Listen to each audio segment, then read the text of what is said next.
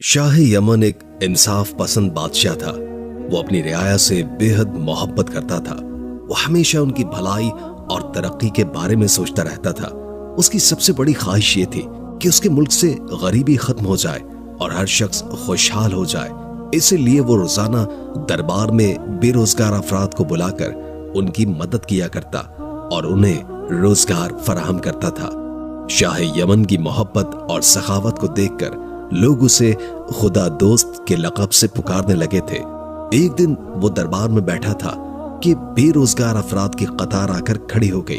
बादशाह जब सबकी मदद कर चुका तो उसने एक फकीर से पूछा, तुम क्या चाहते हो, नौकरी या कारोबार के लिए रकम? फकीर ने जवाब दिया, ऐ बादशाह, अल्लाह तुझे तरक्की दे और तेरी उम्र को दराज करे। मैं हमेशा भीख मांग कर जिंदगी गुजर बसर करता हूँ। अब मुझसे नौकरी क्या होगी, कारोबार भी नहीं कर सकूंगा, इसलिए मुझे रकम की कोई जरूरत नहीं है। शाह यमन ने कहा, फिर यहां आने का मकसद क्या है, बयान करो। फकीर ने कहा, ऐ नेक दिल और गरीब परवर बादशाह, अगर तू मुझे 3 दिन के लिए बादशाहत देते तो फिर मेरा कोई सवाल नहीं होगा। शाह यमन मुस्कुराकर बोला, अगर तुम खुद को इस काबिल समझते हो तो आओ और मेरे तख्त पर बैठ जाओ। फकीर बोला, अल्लाह तेरा भला करे, तूने मेरी सुनी है, अल्लाह भी तेरा भला करेगा। शाह यमन ने वजीर आजम से कहा, 3 दिन तक ये शख्स हमारी जगह हुकूमत करेगा, तुम इसकी खिदमत में हाजिर रहना और इसके हुक्म को दिल जान से मानना। वजीर आजम ने जवाब दिया, आलम बना, आप फिक्र न करें, मैं और दूसरे तमाम वज़रा इसके हर हुक्म को पूरा करेंगे। फिर शाह यमन ने फकीर को अपनी जगह तख्त पर बिठाया, ताज उसके सर पर रखा और उसे सलामी दी, फिर वहां से चला गया। फकीर बादशाह ने वजीर आजम की तरफ देखा, अपनी मूंछों को ताव दिया और अपनी लंबी दाढ़ी पर हाथ फेरा, फिर उसे हुक्म दिया, ऐ वजीर आजम, तुम फौरन हमारे लिए नए और बादशाहों जैसे कपड़े सिलवाकर हमारे सामने पेश करो। वजीर आजम ने कहा, बहुत बेहतर है बादशाह सलामत, मैं अभी दर्जी को पैगाम पहुंचा देता हूं। ये कहकर वो दरवाजे की तरफ कदम बढ़ाने लगा, लेकिन अभी 2-4 कदम ही चला था कि फकीर बादशाह ने आवाज दी, ऐ वजीर आजम, हम बहुत भूखे हैं, पहले खाना तैयार करने के लिए कह दो। वजीर आजम ने जवाब दिया, बादशाह सलामत, खाना तैयार है, मगर दस्तूर के मुताबिक दरबार बर्खास्त होने से पहले खाना दस्तरखान पर नहीं रखा जाएगा। फकीर बादशाह ने तेवरी चढ़ाते हुए कहा, दरबार को बर्खास्त करने के लिए क्या हाथी और घोड़ों की जरूरत है? बस कह दो कि अब सब लोग अपने अपने घरों को जाएं और आराम करें। दरबारी उसकी बात सुनकर उठ खड़े हुए और आपस में कहने लगे, अजब आदमी है, ना बात करने की तहजीब है और ना ही कोई सलीका। बैठ गया बादशाह बनकर। चुनाचे दरबारी उठकर चले गए और वजीर आजम फकीर बादशाह को अपने साथ खाने के कमरे में ले आया, जहां दस्तरखान पर किस्म किस्म के खाने सलीके से रखे हुए थे। फकीर उन्हें देखकर बेचैन हो गया, फौरन अपना कंबल उतारकर एक तरफ फेंका और तेजी से बैठ गया। वजीर आजम ने कहा, हजरत, हाथ तो धो लीजिए।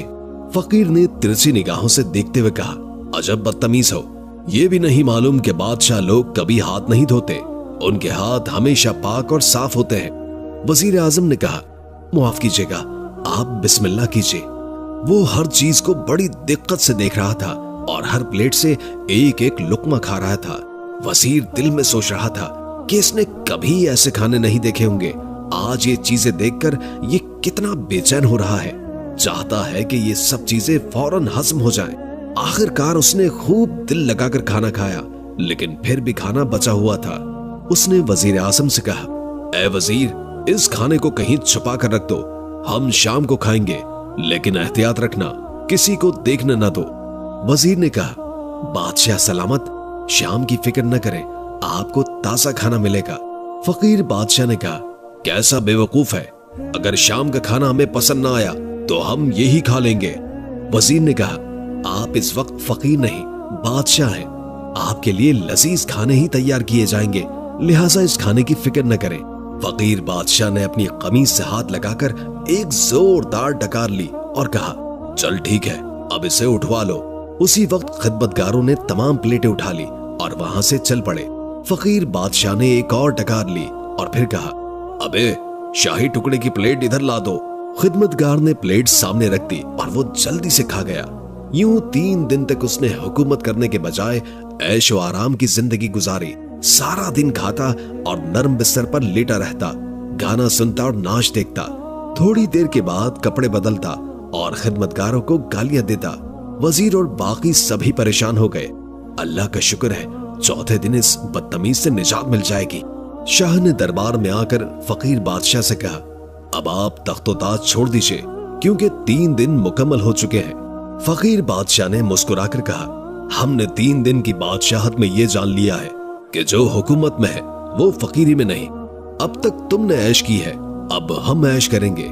इसके बाद फकीर बादशाह ने हुक्म दिया कि शाही लिबास उतारकर खद्दर के कपड़े पहन लो और अपनी बीवी बच्चों का हाथ पकड़कर हमारे महल से निकल जाओ, और अगर तुमने गर्दन मोड़ी तो मैं तुम्हारी आंखें निकालकर चीलों को खिला दूंगा। वजीर और दरबारी शाही यमन की तरफ देख रहे थे कि वो क्या हुक्म देता है।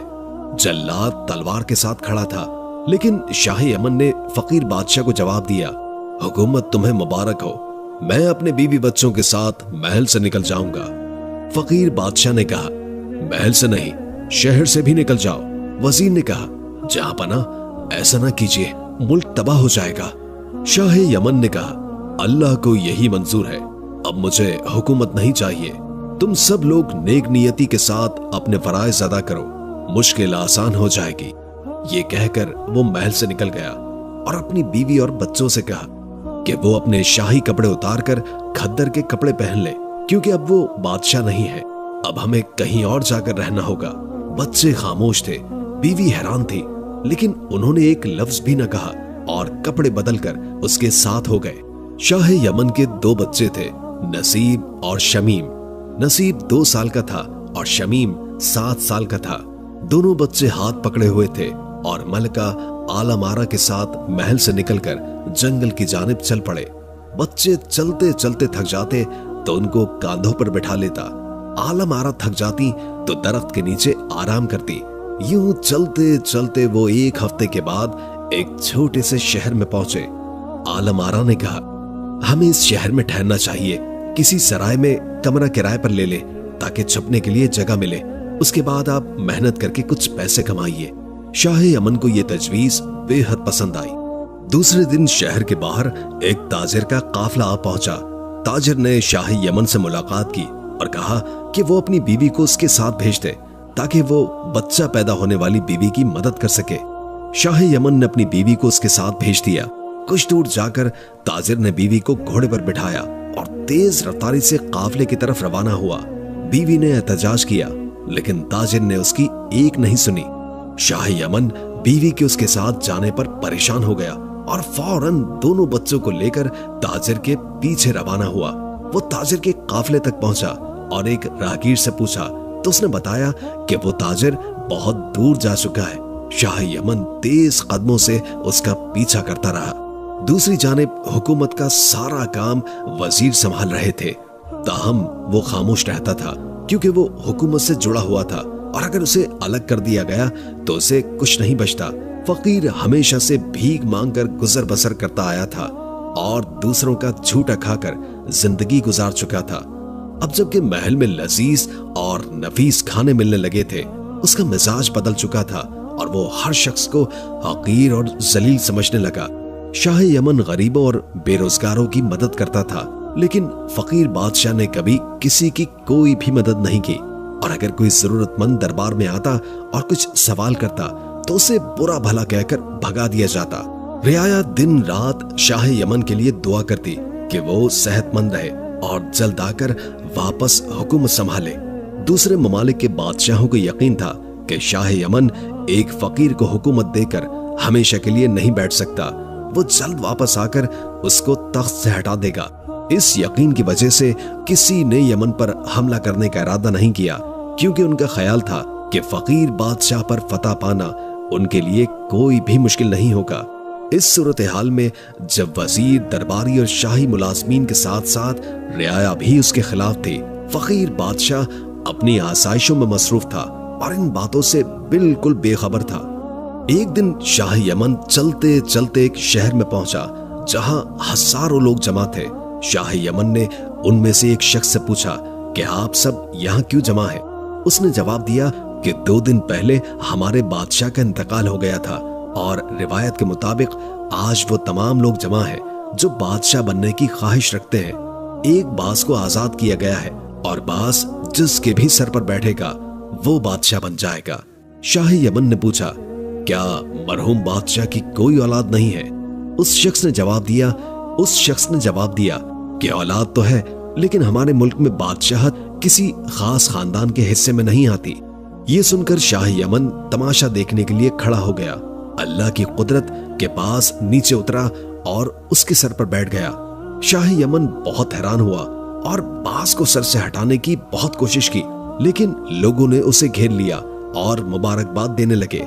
शाह यमन ने कहा, भाइयों, मैं बादशाह नहीं बनना चाहता हूँ। लोगों ने एक आवाज में कहा, अब तुम्हें बादशाह बनना पड़ेगा, ये खुदा का हुक्म है। फिर वो सब उसे पकड़कर ले गए और शहर में उसके गले में फूलों के हार डाले और फिर उसे सफेद घोड़े पर बिठाकर हर गली, हर कूचे और बाजार से उसका जुलूस निकाला।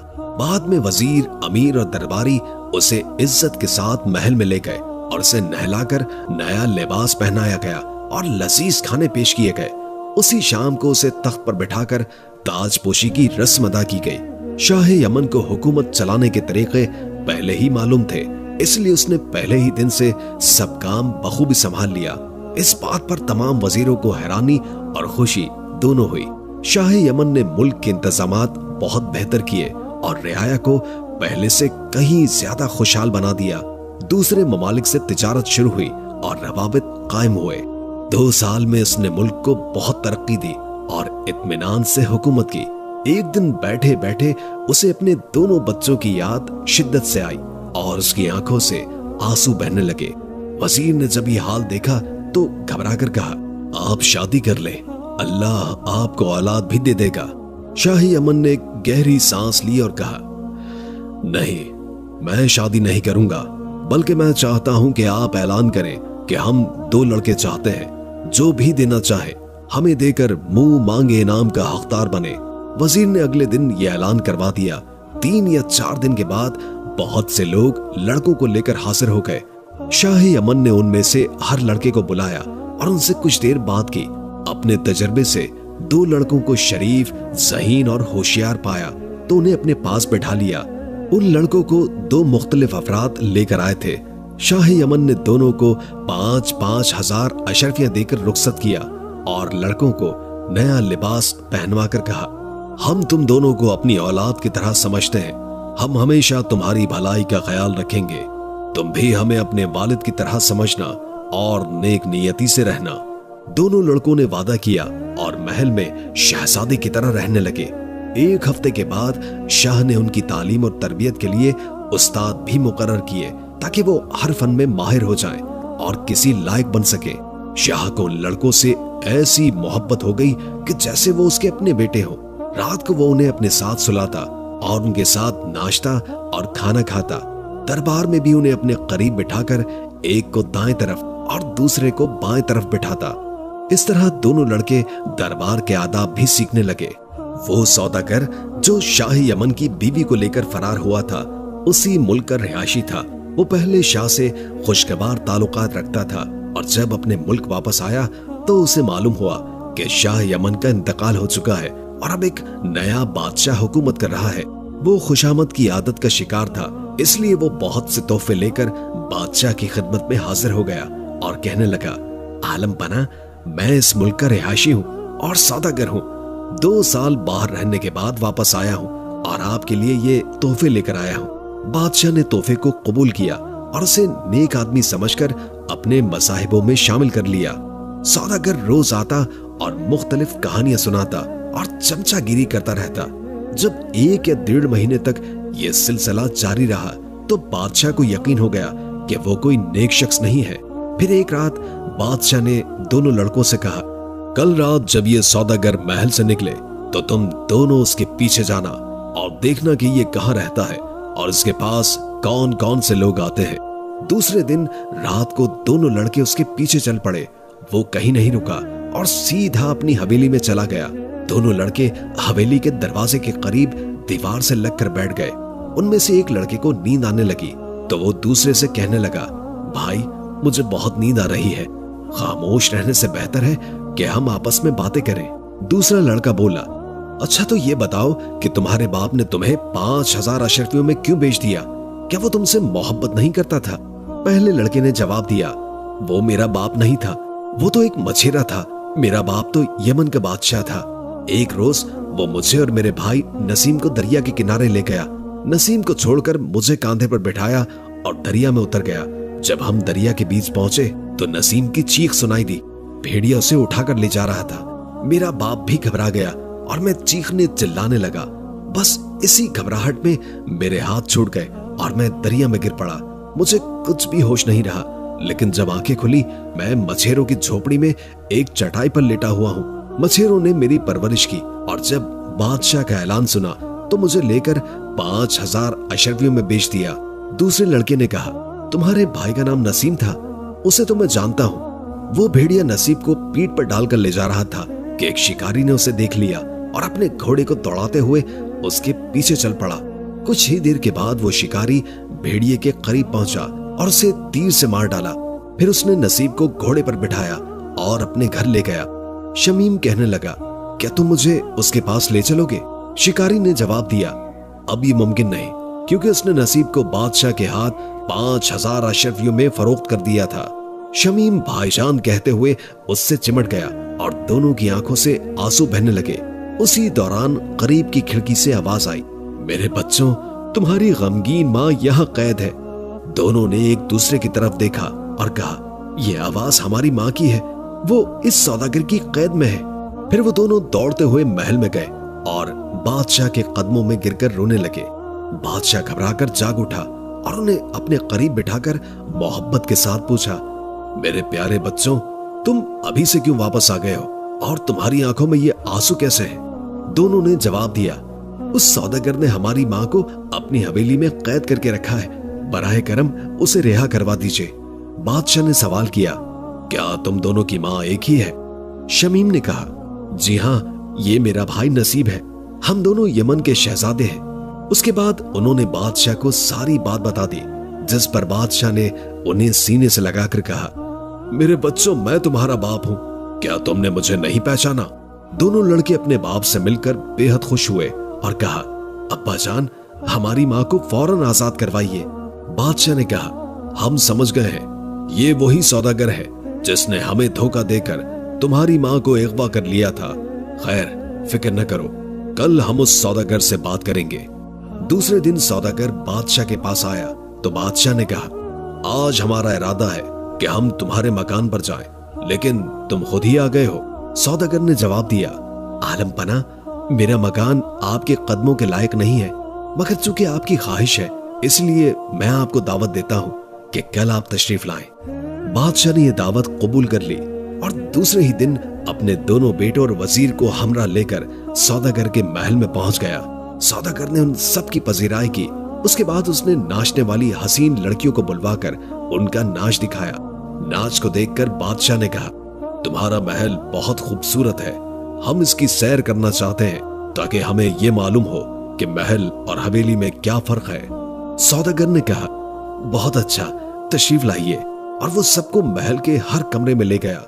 सिर्फ एक कमरा बाकी रह गया था जिसे वो बाग की तरफ ले जा रहा था। बादशाह ने पूछा, उस कमरे को क्यों छोड़ दिया? सौदागर ने जवाब दिया, उस कमरे में कुछ खास नहीं है, अगर आप देखना चाहते हैं तो चलिए। फिर वो सबको लेकर उस कमरे में गया जहां एक बुत खड़ा था और उस पर पर्दा पड़ा था।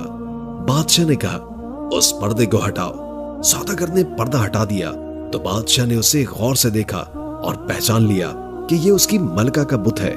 उसने सौदागर से कहा, हमें ये बुत बहुत पसंद आया है, इसे फौरन हमारे महल में पहुंचा दो। सौदागर ये सुनकर घबरा गया और बोला, आलम पना, आप इस बुत का क्या करेंगे?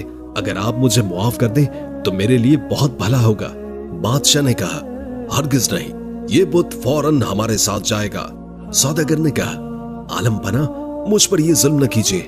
बादशाह ने वजीर से कहा, इसे इंतहाई एहतियात से उठवा कर ले जाओ, रास्ते में इसे नुकसान न पहुंचे। वजीर ने फौरन मुलाजमीन को तलब किया और बुत को उठवाकर पर्दा डालकर महल की तरफ ले गए और सौदागर हाथ मलता रह गया। महल में मलका के बुत को एक बहुत बड़े कमरे में रख दिया गया। उसके बाद बादशाह ने वजीर को हुक्म दिया, फौरन सौदागर को गिरफ्तार करने के लिए सिपाहियों को रवाना किया जाए। वजीर हैरान थे कि सौदागर ने तो हजारों रुपए खर्च करके दावत दी है और अपनी मर्जी के खिलाफ एक कीमती बुत दिया, फिर बादशाह उसे गिरफ्तार क्यों करवाना चाहता है। लेकिन वजीर ने कुछ न कहा और सिपाहियों को रवाना कर दिया। बादशाह ने वजीर के जाने के बाद बुत को मजीद गौर से देखा। उसकी शक्ल और कद सब कुछ मलका जैसा था। फिर उसने नसीब और शमीम से पूछा, क्या तुमने रात को ये बुत देखा था या अपनी माँ की आवाज सुनी थी? उन्होंने जवाब दिया, हमने अपनी अम्मी जान की आवाज सुनी थी। वो कह रही थी, प्यारे बच्चों, तुम्हारी गमगीन माँ यहाँ कैद है। बादशाह ने कहा, ये सौदागर बहुत मक्कार और बदमाश है।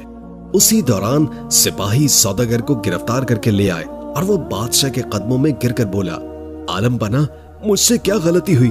बादशाह ने कहा, जिस औरत का ये बुत है उसे हमारे सामने पेश करो। सौदागर बोला, आलम बना, मुझे नहीं मालूम कि ये किसका बुत है, मुझे तो ये एक संग तराश ने दिया था। बादशाह ने वजीर आजम से कहा, इस मक्कार शख्स को कैद खाने में डाल दो। सुबह सूरज निकलते ही सौदागर ने रहम की भीख मांगनी शुरू कर दी, मगर बादशाह ने सख्ती से कहा, तुम रहम के मुस्तहिक नहीं हो, तुम्हारा अंजाम मौत ही है। बादशाह ने सिपाहियों को इशारा किया कि इसे ले जाओ। सिपाहियों ने सौदागर को घसीटकर जेल की काल कोठरी में डाल दिया। वो चीखता चिल्लाता रहा, लेकिन किसी ने उसकी एक न सुनी। सुबह सूरज निकलने से पहले सिपाही उसे जेल से निकालकर कातिल के मैदान में ले आए। मैदान के दरमियान एक चबूतरा था, जहां दो पत्थर एक दूसरे से कुछ फासले पर रखे गए थे। जल्लाद ने सौदागर का सर झुकाकर उसकी गर्दन उन पत्थरों के दरमियान रख दी, फिर तलवार उठाकर हुक्म का इंतजार करने लगा। सौदागर का जिस्म खौफ से कांप रहा था और आंखों से आंसू बह रहे थे। जैसे ही वजीर ने गिनती शुरू की, सौदागर चिल्लाया, मुझे मत मारो, मैं बताऊंगा ये बुत किस औरत का है। बादशाह ने इशारा किया कि इसे फौरन हमारे सामने लाया जाए। सिपाहियों ने रस्सियां खोलकर उसे बादशाह के सामने पेश कर दिया। बादशाह ने कहा, बोलो, तुम क्या कहना चाहते हो? सौदागर ने एतराफ किया, आलम बना, मैं गुनाहगार हूं। मैं सिर्फ सौदागर नहीं, बल्कि मैं औरतों को अगवा करके गुलामों के बाजार में बेचने का भी काम करता हूं। सैकड़ों औरतों को फरोख्त कर चुका हूं, लेकिन कोई ऐसी हसीन नहीं मिली जिसे अपना बना सकता। सौदागर ने मजीद कहा, 2.5 साल पहले की बात है, मैं अपने काफिले के साथ यमन जा रहा था। रास्ते में हमने एक जगह पड़ाव डाला। मैं एक दिन शहर में अपने कयाम के लिए जगह तलाश करने गया। वहां एक सराय में एक सीधे साधे आदमी को देखा और उसे धोखा देकर उसकी बीवी को ले भागा। वो औरत इंतहाई खूबसूरत थी, जिसे देखकर मेरे दिल में उसे अपनी बीवी बनाने की ख्वाहिश पैदा हुई, लेकिन वो किसी भी सूरत राजी न हुई। जब मैं सफर पर जाने लगा तो मैंने उसे अपनी हवेली में कैद कर दिया। वापसी पर दोबारा मैंने उससे अपनी ख्वाहिश का इजहार किया, लेकिन उसने इनकार कर दिया। तब मैंने सोचा कि इसे गुलामों के बाजार में फरोख्त कर दूं। उसी दौरान मुझे मालूम हुआ कि आपने मेरी हवेली देखने की ख्वाहिश जाहिर की है, जिस पर मुझे खौफ हुआ कि कहीं वो औरत आपको अपने हालात न बता दे। इस खौफ की वजह से मैंने जरताश जादूगर को 1000 अशरफियां देकर इस औरत को बुत में तब्दील करवा दिया। बादशाह ने फौरन जरताश जादूगर को बुलाने का हुक्म दिया। हुक्म मिलते ही जरताश हाजिर कर दिया गया। बादशाह ने उससे कहा, क्या तुमने इस सौदागर के कहने पर एक औरत को बुत में तब्दील किया था? अब हमारे साथ चलो और इसे दोबारा असल हालत में ले आओ। जरताश ने कहा, यह गुलाम आपकी खिदमत के लिए तैयार है। बादशाह, वजीर, सौदागर और सिपाही जरताश के साथ रवाना हुए और हवेली में दाखिल हो गए। जरताश ने बुत के गले में बंधा धागा काटा और उसे आग में जलाया और कुछ मंत्र पढ़कर 3 बार बुत पर फूंका। उसके बाद वो औरत फौरन अपनी असल हालत में वापस आ गई। बादशाह को देखकर वो मुस्कुराई और बादशाह ने भी मुस्कुराते हुए शमीम और नसीम को आगे बढ़ने का इशारा दिया, जो फौरन उस औरत से लिपट गए। बादशाह ने हुक्म दिया, सौदागर और जरताश जादूगर को हमेशा के लिए मुल्क से निकाल दिया जाए। ऐसे खतरनाक लोगों का यहाँ रहना मुनासिब नहीं। यूं दोनों को मुल्क बदर कर दिया गया और बादशाह अपनी बिछड़ी हुई खुशियों के साथ दोबारा मुत्तहिद हो गया। ये कहानी एक बादशाह और उसकी जिंदगी के हालात के गिर्द घूमती है